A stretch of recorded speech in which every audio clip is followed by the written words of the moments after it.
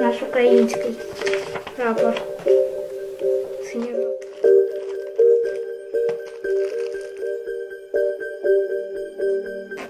Мова, математика, природный.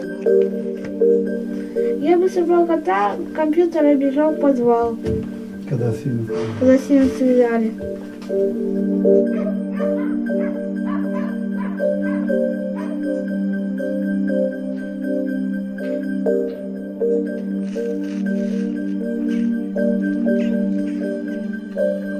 У меня он до сих пор осколки на дворе лежат.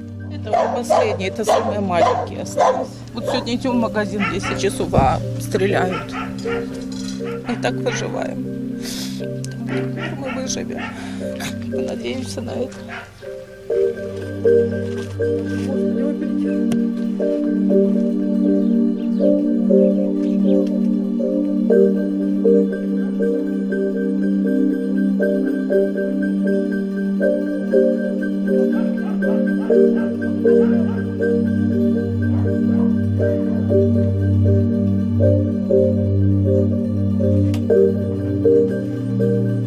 Надоелося мене, дуже хочеться, щоб воно закінчилося.